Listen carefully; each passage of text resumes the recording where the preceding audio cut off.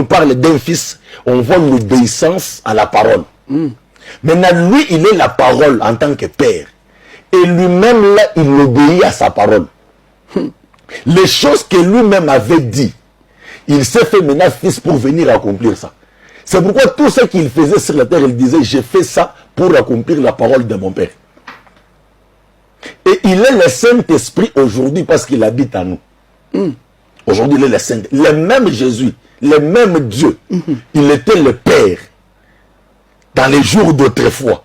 Dans les jours de sa chair, il est venu comme fils pour venir accomplir la parole. Parce que la parole, parce que Jésus-Christ, il était caché dans les Écritures. Il y avait beaucoup de choses, beaucoup de promesses, beaucoup de prophéties. Maintenant, il devait maintenant venir pour accomplir ce que lui-même avait dit. Amen.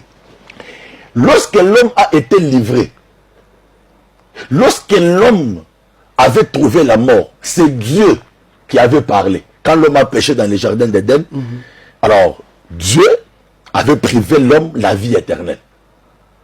Maintenant, il y avait maintenant personne qui pouvait venir pour sauver cet homme-là. C'est pourquoi lui-même qui avait parlé, il s'est fait maintenant fils. Parce que lorsque Jean plairait dans l'île de Patmos, il se posait la question, qui peut prendre les livres et déceler les livres et expliquer les livres? Il n'y avait personne. C'est pourquoi lui-même il s'est fait fils. Il est descendu sur la terre pour accomplir sa parole, pour sauver l'homme. Parce qu'il n'y avait personne qui pouvait sauver l'homme, si ce n'est que lui-même le créateur de l'homme. C'est pourquoi il a porté maintenant la chair, il s'est fait maintenant fils pour venir faire ses travaux. Parce qu'il n'y avait personne qui pouvait le faire. Là maintenant il était fils. Lorsqu'il a fini maintenant ce travail-là, il a racheté l'homme, il est parti. Aujourd'hui maintenant il travaille comme le Saint-Esprit. Dans sa troisième fonction. Le même Dieu-là. Il est maintenant en nous. Il travaille comme le Saint-Esprit. Ce sont les trois fonctions de Dieu.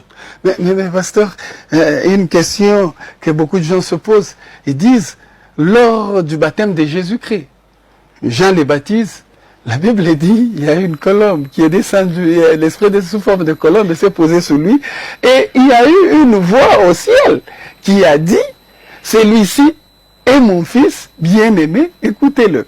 Alors, la question est de savoir, quand cette voix disait que celui-ci est mon fils, cette voix-là, c'est le Père Jésus, il dit mon fils.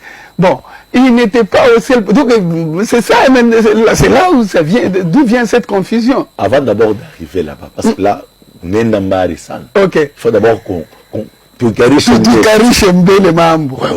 Parce qu'avant d'abord de toucher, il faut d'abord expliquer la personne de Jésus-Christ. Amen. Et ses trois fonctions.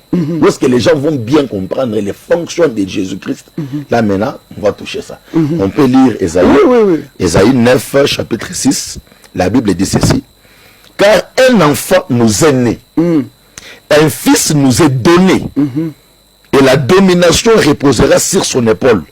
On l'appellera admirable, conseiller, Dieu puissant, Père éternel et prince de la paix. Le prophète Ésaïe, c'est un prophète messianique. Ok. Pourquoi on l'appelle prophète messianique? Parce que c'est lui qui a beaucoup parlé de la personne de Jésus avant l'apparition de Jésus. Amen.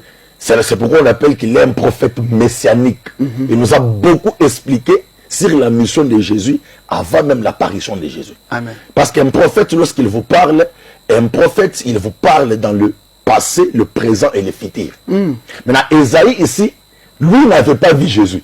Mais Dieu lui a parlé. Mais écoutez bien ce qu'il dit. Il dit, un enfant nous est né.